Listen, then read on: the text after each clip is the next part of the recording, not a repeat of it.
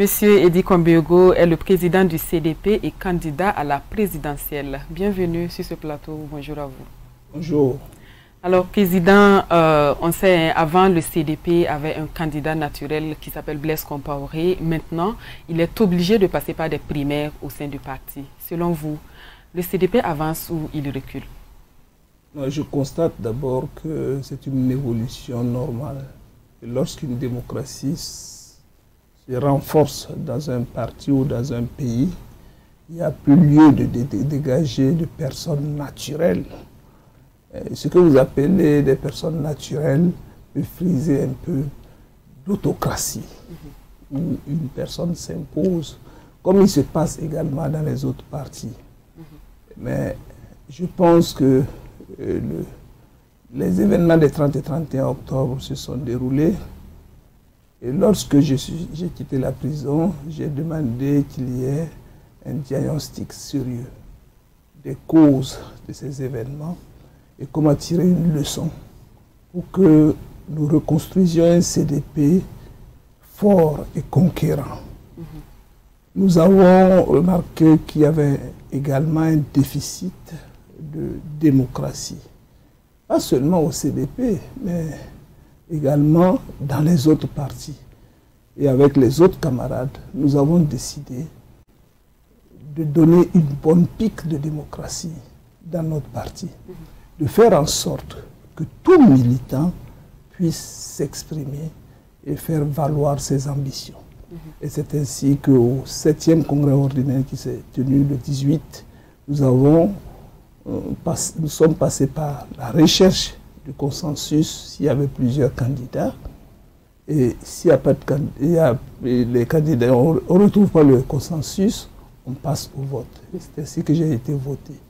Également, cette année, pour la candidature à l'élection présidentielle, nous avons conçu un avant-projet de directive que nous avons soumis au président d'honneur Blaise Compaoré, qui a bien voulu amender, et la direction politique et le bureau exécutif national l'a adopté, en ouvrant grandement, en permettant à tout militant de base ou d'une structure qui répond aux critères de pouvoir déposer sa candidature.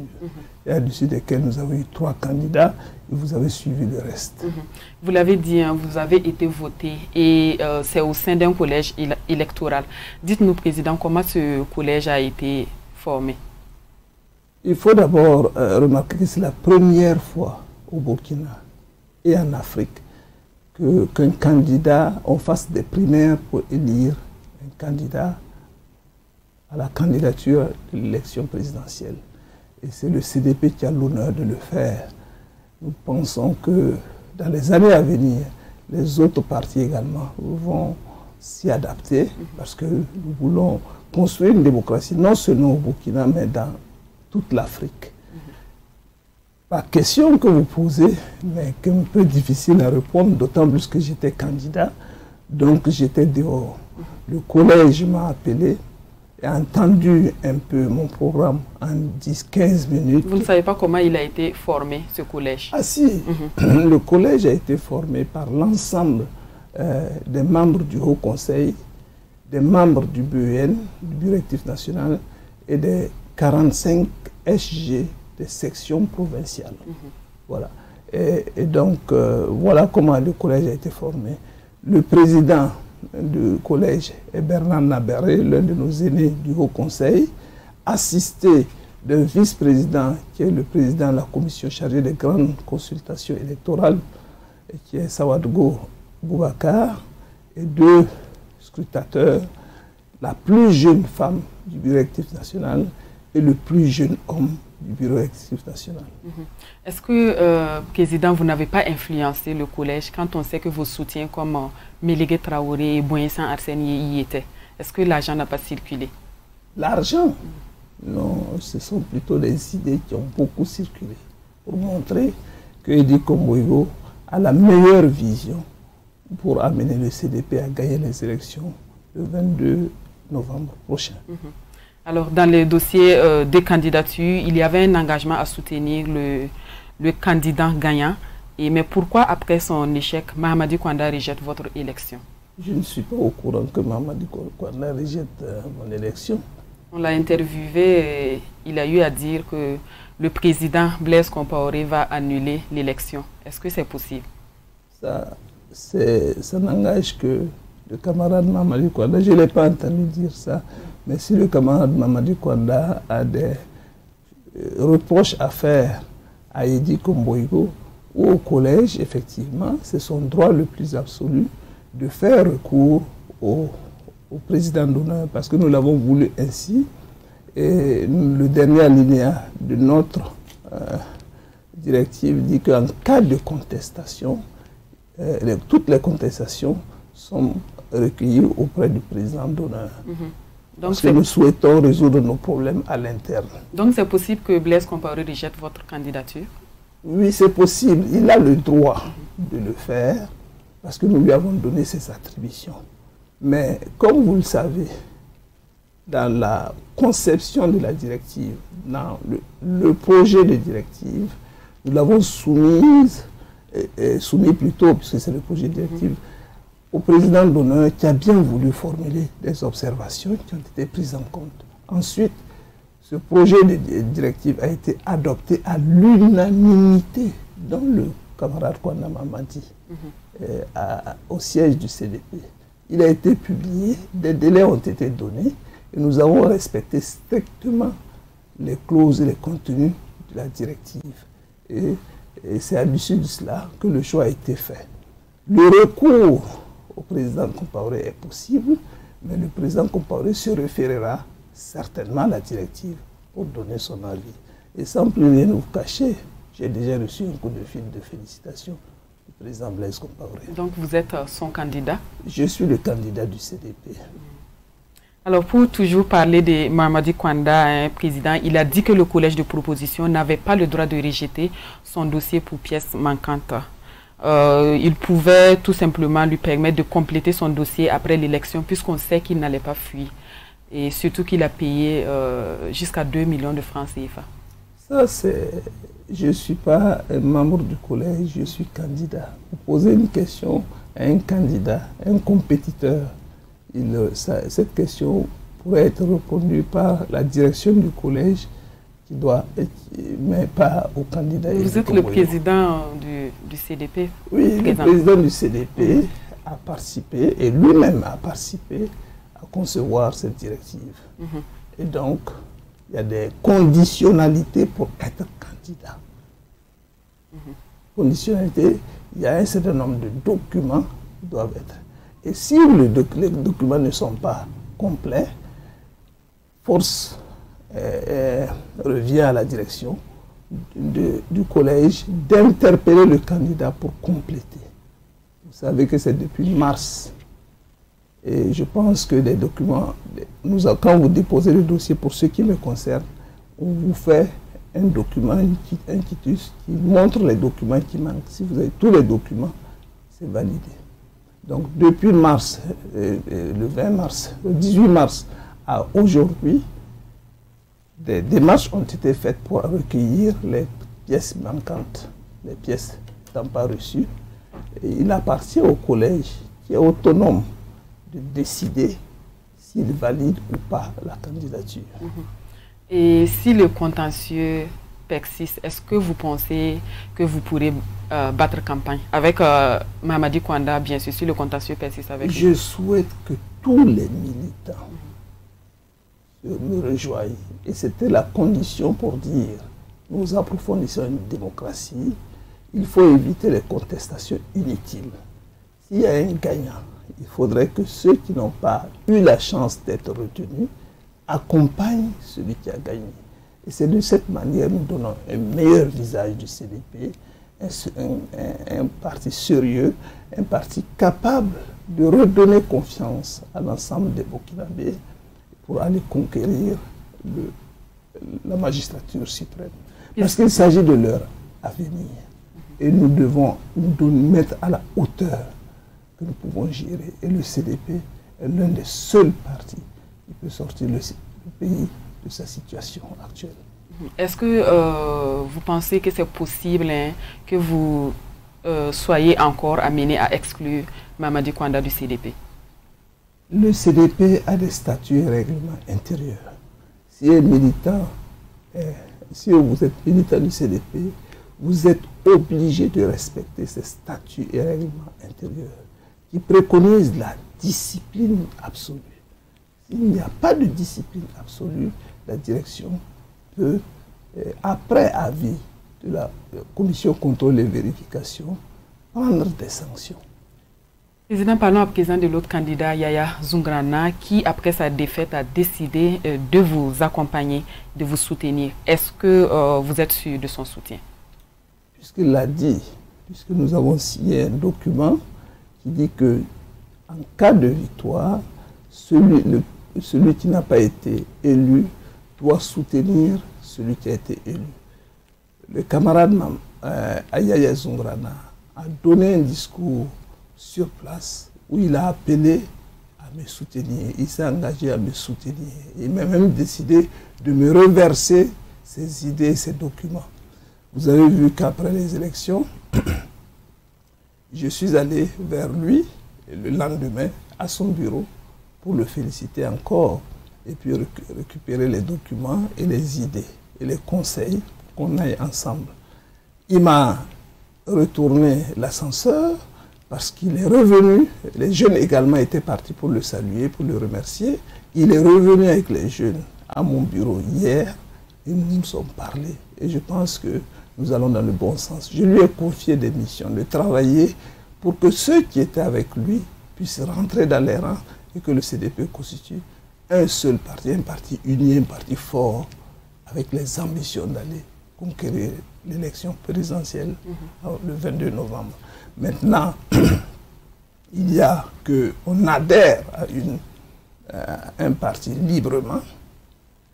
Nous avons lancé un appel à l'ensemble des militants qui hésitaient ou qui avaient des idées, parce que c'est normal, quand on veut être l'héritier, le premier héritier de Blaise Compaoré, il y a normal que des ambitions surviennent. C'est nous qui l'avons voulu. Je vous ai dit que nous avons tiré une leçon et des leçons des événements des 30 et 31 octobre.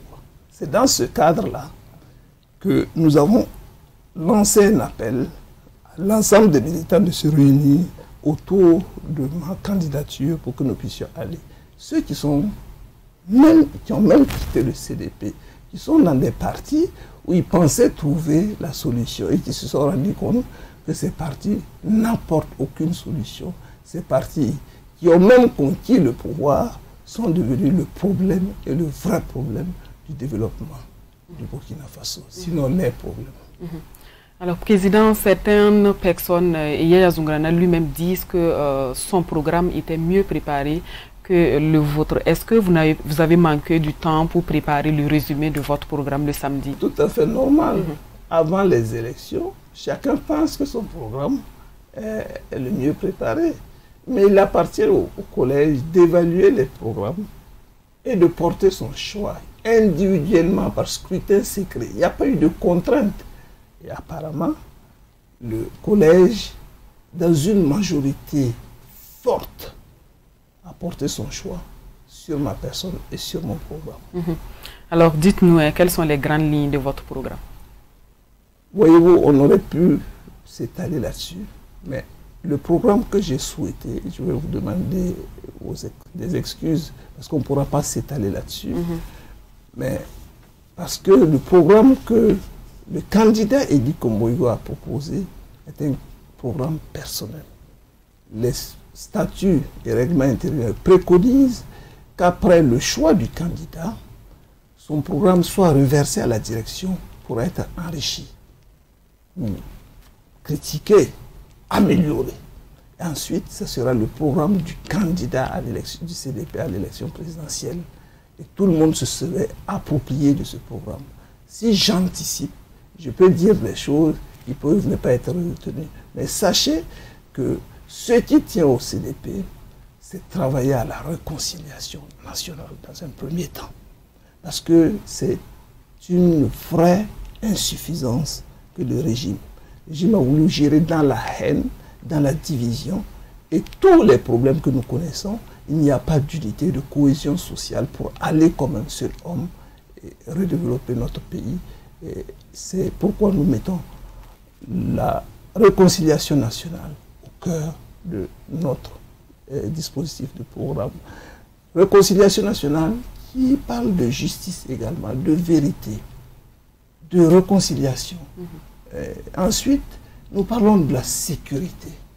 La sécurité, sans sécurité, vous ne pouvez rien faire. Vous avez vu que depuis 2015-2016, les Burkinabés sont recroquevillés sur eux-mêmes. Chaque jour ne se passe pas un seul jour sans qu'on entende qu'un compatriote a perdu la vie, soit à l'intérieur, soit aux frontières. C'est quand même triste pour notre pays. Et nous ne voyons pas dans la gestion du MPP, du président Roch-Marc Christian Kaboré, des sillons qui montrent que cela va s'arrêter. Ils qualifient même cette guerre d'asymétrique. Ils n'ont pas la solution. Lui-même était ministre de la Défense. Il n'a rien apporté. Il a changé un autre qui n'a rien apporté. Et un troisième aujourd'hui qui n'apporte rien. Non seulement notre armée n'est pas unie, n'est pas équipée et n'a pas de stratégie de riposte. La meilleure riposte, c'est la prévention. Nous leur avons dit. Et donc, nous remettons la sécurité dans notre programme. Et nous vous disons que peut-être nous allons donner des délais. Si le CDP a été élu au bout d'un certain délai, vous n'entendrez plus jamais tirer quoi que ce soit. Parce que nous leur avons dit, il y a l'armée, il faut bander les muscles, certes, mais également il faut associer cela à la diplomatie active, en conjuguant les deux activités. Et également, regardez, vous cherchez à savoir quelles sont les causes de cette attaque. La misère dans la zone. Ce qui fait que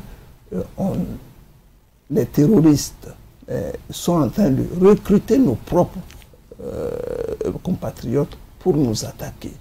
On stigmatise des ethnies. Cela ne s'est jamais vu depuis la nuit des temps au Burkina Faso. Et c'est triste. Nous allons parler de redécollage économique, de cohésion sociale. Nous allons parler de redonner une image à l'international du Burkina Faso. Je ne vais m'arrêter là, mais quand le programme du CDP va sortir, vous allez vous rendre compte que c'est le meilleur programme qui puisse exister parmi ceux que les autres partis ont présenté également. Et donc, cela nous donnera forcément la chance d'être élus le 22 novembre prochain. Président, que deviennent les 2 millions que chaque candidat a versés pour prendre part à l'élection? Ces 2 millions reviennent au CDP. C'est ce que nous avons utilisé pour organiser, louer les salles, prendre des médecins, prendre des services pour qu'on organise le choix du candidat. Donc, ce sont les ressources du CDP. Alors, pour aller aux élections, quelle est la suite de votre programme? On dirait, Président, que vous courez, hein, vous faites la course à la montre, puisque votre collège électoral dépassait les 50 personnes prescrites par le gouvernement dans le cadre de la lutte contre le coronavirus. Il y a un décret qui limitait les regroupements, les rassemblements à 50. Le dernier décret du Premier ministre, qui a été d'abord, s'est trompé, mettre le cachet du président du Faso, ça veut dire quelle cacophonie au niveau de la direction. Vous voyez, même un Premier ministre qui se sent obligé de faire une note à l'adresse de ses ministres et de l'administration pour dire faites attention.